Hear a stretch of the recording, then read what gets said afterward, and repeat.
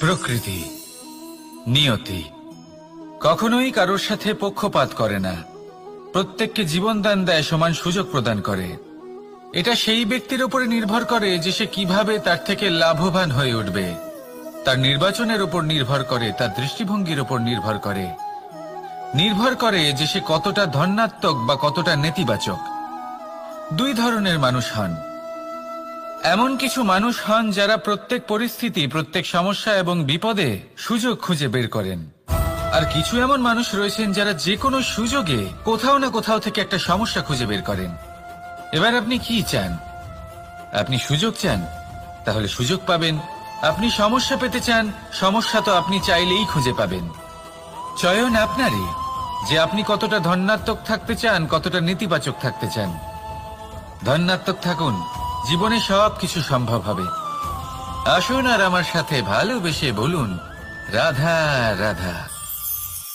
যখনই আমরা কথা বলি জলরাশির বিষয়ে, যখন আমরা তুলনা করি, তখন আমাদের খুব ভালো লাগে মিষ্টি সরোবর, পুকুর, নদী। আর আমরা অপেক্ষা করে থাকি সাগরের জন্য, সমুদ্রের জন্য। কেন করি? কারণ এই সাগর, এই সমুদ্র, এ হলো অত্যন্ত বিশাল আর ভয়ানক। এর জলও কিন্তু নোনতা, যা আমরা পান করতে পারি না। কখনো ভেবে দেখেছেন এই সমুদ্রের অন্তরে এই নোনতা জল, এই নোনতা ভাব, এটা আসে কোত্থেকে? এই যে সমুদ্র, যে প্রবাহমান নদীর থেকে যে খনিজ নির্গত হয়, তার ভান্ডার হলো এটা। সেই খনিজকে নিজের অন্তরে গ্রহণ করে, সেই নোনতা ভাব নিজের মধ্যে সমাহিত করে, আর তারপর সেই নোনতা জল বাষ্পে পরিণত হয়ে ওপরে উঠে যায়, যা মেঘ হয়ে আপনার ওপর মিষ্টি বৃষ্টি হয়ে ঝরে পড়ে। এ হলো সমুদ্রের ত্যাগ, যার জন্য আপনি মিষ্টি জল পান করতে পারছেন, সে নদী থেকেই হোক বা সরোবর থেকে। সেই জন্যই হয়তো সাগর হলো এত মহান, হয়তো সেই জন্যই রত্ন সাগরে পাওয়া যায়। তাই মনে রাখবেন, ক্ষমতা তারই হয় যে ত্যাগ করতে জানে, কোনো বিষকে নিজের মধ্যে ধারণ করে নিতে জানে। তাহলে আপনিও এটাই করুন, এতটাই শক্তিশালী হয়ে উঠুন, আর আমার সাথে ভালোবেসে বলুন, রাধা রাধা। বৃষ্টির ফোঁটা কত ছোট, কিন্তু সাগর কত বড়। হিমখণ্ড কত ছোট, হিমালয় কত বড়। কত পার্থক্য আছে দেখুন। দশরথ পুত্র রাম আর শ্রীরাম। দেখুন, একটা ফোঁটা একসাথে মিলিত হয়ে তখন এই বিশাল সাগর তৈরি হয়। সকল হিমখণ্ড যখন একসাথে মিলিত হয়, তখন এই বিশাল মহান হিমালয় গঠিত হয়। সেইভাবেই একটা ছোট্ট বনবাস দিয়ে শুরু হয়েছিল একটা যাত্রা, রাম থেকে শ্রীরাম হবার পথে, মর্যাদা পুরুষোত্তম হবার জন্য। কিন্তু এর থেকে আপনি কি শিখলেন? বিন্দু আসলে মহান নয়, মহান হলো সাগর। হিমখণ্ড মহান নয়, মহান হলো হিমালয়। অর্থাৎ কোনো মহান কাজ করার জন্য বা মহান হবার জন্য আপনাকে আরম্ভ করতে হবে ছোট থেকে। একটা অত্যন্ত সরল কিন্তু একটা গুরুত্বপূর্ণ কথা আমি আপনাকে বলতে চাই। দেখুন, আরম্ভ করার জন্য প্রথমেই আপনার মহান হবার কোনো প্রয়োজন নেই। কিন্তু হ্যাঁ, মহান হবার জন্য প্রথমে আরম্ভ করা অত্যন্ত প্রয়োজনীয়। আপনি যদি শুরুই না করেন, তাহলে কখনো মহান হতেই পারবেন না। প্রকৃত নিষ্ঠা দ্বারা আরম্ভ করুন। আপনার পদক্ষেপ, আপনার কর্ম যতই ক্ষুদ্র হোক না কেন, তা করতে থাকুন, নিরন্তর চেষ্টা করতে থাকুন। তারপর দেখবেন এই যে মহানুভবতা নিজে পথ চলে আপনার কাছে আসবে। তাই আপনি এটাই করুন, আর আমার সাথে ভালোবেসে বলুন, রাধা রাধা। কোনো প্রাণী, মানুষ অত্যন্ত চঞ্চল হয়, একদম জলের মতো। জলও অত্যন্ত চঞ্চল, অত্যন্ত উৎসুক। জল সবসময় উৎসুক হয়ে থাকে আকাশের কাছে যাবার জন্য। সেই জন্য সে নিজেকে জ্বালায়, বাষ্প হয়, আর আকাশে পৌঁছে মেঘে সমাহিত হয়ে যায়। তারপর সেই জল উৎসাহিত হয়ে থাকে যে ও কবে বৃষ্টির ধারা হয়ে মাটিতে ঝরে পড়বে। প্রখর বায়ুর বেগ সহ্য করে, তারপর মাটিতে ঝরে পড়ে। এটা জল কিভাবে করতে পারে? তার উত্তর হলো এটাই যে জল যাত্রার উদ্দেশ্য আর মাহাত্ম্য বুঝতে পারে। আর সত্যি বলতে এই যাত্রা কিন্তু অত্যন্ত গুরুত্বপূর্ণ। দুর্ভাগ্যজনক বিষয় হলো এটাই যে মানুষ তার নিজেরও একটা যাত্রা থাকে, কিন্তু সে তার মাহাত্ম্য, তার উদ্দেশ্য বুঝতেই পারে না। সে শুধু ব্যস্ত হয়ে থাকে লক্ষ্য প্রাপ্তির দিকে, কিন্তু জীবনের যে আসল সুখ রয়েছে তা এই যাত্রার মধ্যেই লুকিয়ে রয়েছে। সেই জন্য এই যাত্রা যাপন করতে শিখে নিন, এর আনন্দ উপভোগ করতে শিখে নিন। কারণ যে ব্যক্তি এই যাত্রায় আনন্দ নিতে শিখে যান, আনন্দ উপভোগ করতে শিখে যান, সে নিজের লক্ষ্যে নিশ্চিত রূপে পৌঁছে যান। তাই নিজের এই যাত্রার প্রত্যেক মুহূর্ত উপভোগ করতে থাকুন আর এই আনন্দ সহকারে বলুন, রাধা রাধা। কথোপকথন অত্যন্ত গুরুত্বপূর্ণ। এটা প্রত্যেক সম্পর্কের জন্য, বরং জীবনের জন্য অত্যন্ত গুরুত্বপূর্ণ। যদি কথোপকথন না হয় তাহলে আপনি অপর মানুষকে বুঝবেন কি করে, বা উনি আপনাকে বুঝবেন কি করে? এবার কথোপকথনের দুটি পদ্ধতি থাকে। প্রথম হলো আপনি সামনের মানুষের কথাটা বুঝতে চাইলেন। দ্বিতীয় পদ্ধতি, আপনি নিজের কথা সামনের মানুষকে বোঝাতে চাইলেন। বেশিরভাগ সময় এটা হয় যে এই কথোপকথন ঝগড়াতে পরিণত হয়। কেন এমন হয়? কারণ না আমরা নিজের কথা সামনের মানুষকে বোঝাতে পারি, না সামনের মানুষ আমাদের বুঝতে পারেন। এটা কেন হয়? কারণ আমরা সামনের মানুষের কথাটা শুনি, কিন্তু সেটা বোঝার চেষ্টা করি না, তাকে উত্তর দিতে চাই। জীবনে সামনের মানুষের কথা শুনুন তাকে বোঝার জন্য, দেখবেন সব ভালো হয়ে যাবে। কারণ যে কোনো প্রশ্নের উত্তর আর যে কোনো উত্তরের আরো একটা প্রশ্ন, এটা শুধুমাত্র ঝগড়া সৃষ্টি করে। বরং সামনের মানুষের কথা শুনবেন শুধু তাকে বোঝার জন্য, তার কথা বোঝার জন্য। এই কথোপকথন প্রেমকে জন্ম দিয়ে থাকে। তাহলে আপনিও এটাই করুন আর আমার সাথে ভালোবেসে বলুন, রাধা রাধা। অমৃত আসলে কি? আমরা সবাই জীবনে অমৃত লাভ করতে চাই, কিন্তু এই অমৃত আসলে কি? এ কি অমরত্ব লাভ করার কোনো মন্ত্র, নাকি সামনে এগোনোর কোনো পথ? নাকি অমৃত সেই রস যা অসুর আর দেবতারা সমুদ্র মন্থন করে লাভ করেছিলেন? নাকি সেই ওষুধ যা ঋষি মুনিরা ভ্রমণ করে খুঁজে বের করেছিলেন? অমৃত যদি কিছু হয় তাহলে তা হলো আশা।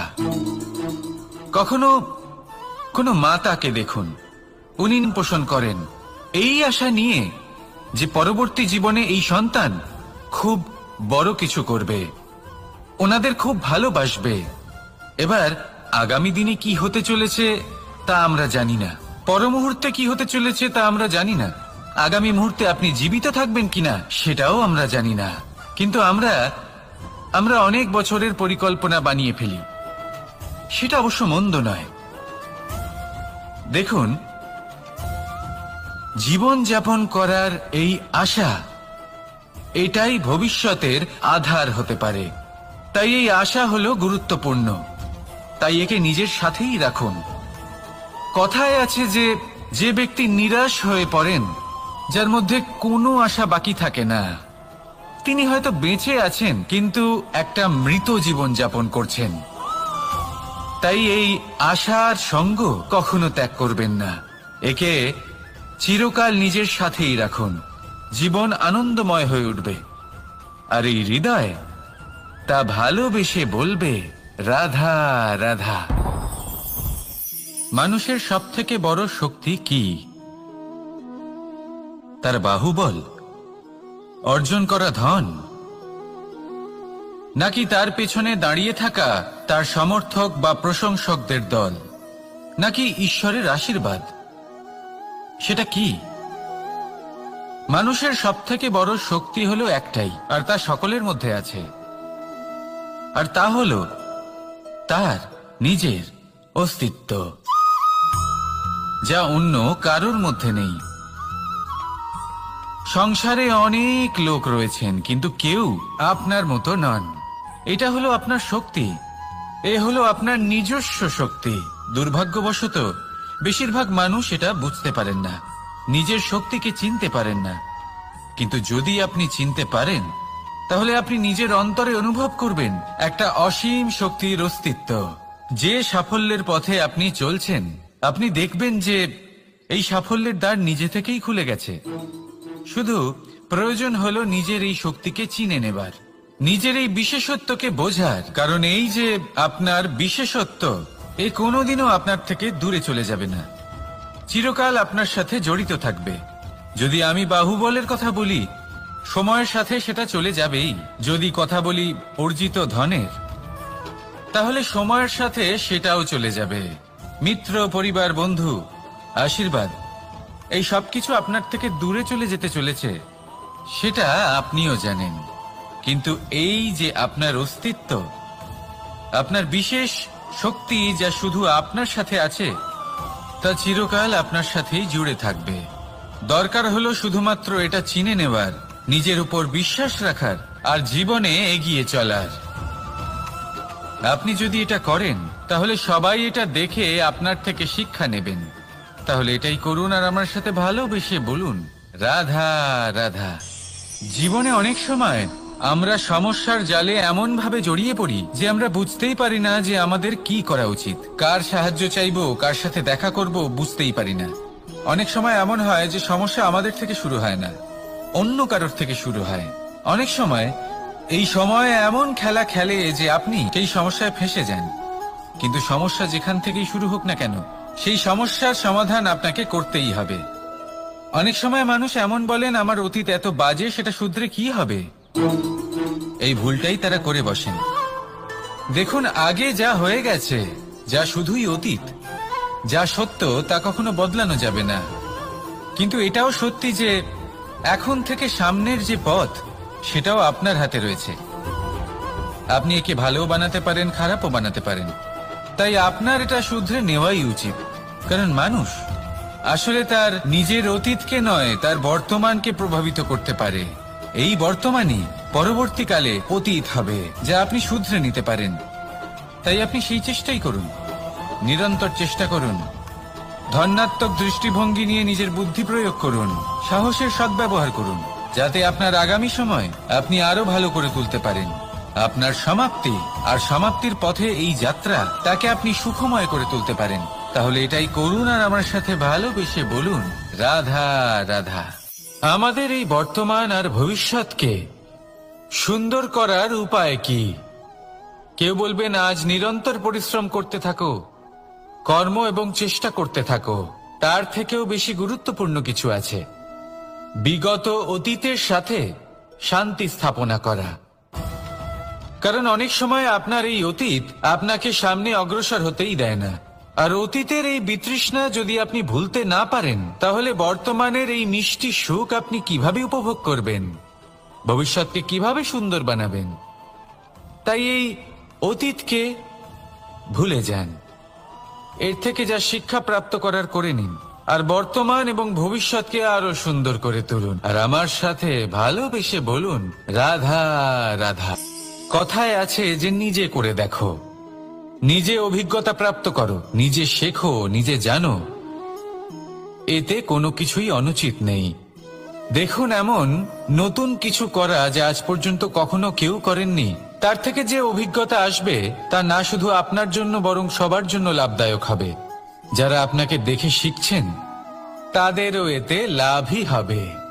কিন্তু সমস্যা কোথায় উৎপন্ন হয় সেটা আমি আপনাকে বলি। আমাদের জীবনকাল এতটাও বড় নয় যে প্রত্যেক কাজ করে আমরা অভিজ্ঞতা দ্বারা কিছু শিখতে পারবো। এবার ধরুন, এই যে আগুন গরম হয়, এটা জানার জন্য সংসারের প্রত্যেক মানুষকে আগুনে হাত দেওয়ার কোনো প্রয়োজন নেই। সংসারে অনেক লোক রয়েছেন, অনেক মহাপুরুষ ছিলেন, বিদ্বান লোক ছিলেন, বুদ্ধিমান লোক ছিলেন, যাদের অভিজ্ঞতা দ্বারা আমরাও শিখতে পারি। ওনাদের জীবনকে দেখে আমরাও অভিজ্ঞতা লাভ করতে পারি। যদি এটা করেন, তাহলে জীবন আরো কিছুটা সরল হয়ে যাবে। নয়তো আমাদের কাছে তো বিকল্প রয়েছেই। আগুনে হাত দিয়ে দেখুন, সমুদ্রে ঝাঁপ দিয়ে দেখে নিন, অনেক বিকল্প রয়েছে। সিদ্ধান্ত আপনারই। তাই সঠিক সিদ্ধান্ত নিন আর আমার সাথে ভালোবেসে বলুন, রাধা রাধা। জীবনে যখনই আমাদের সামনে কোনো সংকট আসে, তখন আমাদের সামনে দুটো পথ খোলা থাকে। প্রথম পথ ভয়ভীত হয়ে যাওয়া, দ্বিতীয় পথ সাহসের সাথে তার সম্মুখীন হওয়া। এই দুইয়ের উদ্দেশ্য সমান, লক্ষ্য হলো সমান, আত্মসুরক্ষা, জীবন রক্ষা। কিন্তু ভয়কে দুর্বল মনে করা হয় আর সাহসকে আপনার বল বলে মনে করা হয়। কারণ হলো এটাই যে ভয়, তা হলো শুধুমাত্র একটা প্রতিক্রিয়া, আর সেইখানে সাহস, এটা হলো একটা নিশ্চয়, একটা প্রতিবদ্ধতা। আর যদি সাহসের সাথে আপনি সংকটের সম্মুখীন হন, তাহলে হয়তো সেই সংকট আপনি চিরকালের মতো দমন করতে পারবেন। কারণ বিপদ যখন আসে তখন সর্বপ্রথম আমাদের দ্বন্দ্ব হয় এখানে, মনে। সেই বিপদের সম্মুখীন আমরা এখানে হই। যদি এই হৃদয়কে, এই মনকে আপনি সাহসী করে তুলতে পারেন, তাহলে তাতে কখনো ভয় আসবে না। আর সেই বিপদের সম্মুখীন হওয়াও সরল হবে, জয়লাভ করাও সরল হবে। তাই নিশ্চিত রূপে সাহস হলো অধিক শ্রেষ্ঠ। জীবনে যখনই কোনো সংকট আসবে, তখনই সাহসের সাথে তার সম্মুখীন হন আর আমার সাথে ভালোবেসে বলুন, রাধা রাধা। আমরা সকলে জীবনে ঈশ্বরের কাছে কিছু না কিছু কামনা পূরণ করেন, তখন আমরা প্রসন্ন হয়ে যাই। কিন্তু যখন ঈশ্বর আমাদের মনস্কামনা পূর্ণ করেন না, তখন আমরা ভাবি, সন্দেহ করি যে সত্যি ঈশ্বর আছেন। আপনাকে একটা কথা বলি, আপনি যদি ঈশ্বরের সম্মুখে নিজের ইচ্ছে বা মনস্কামনা রাখেন আর ঈশ্বর তা পূরণ করেন, তার অর্থ হলো ঈশ্বর এটা জানেন যে আপনার তার প্রয়োজন রয়েছে।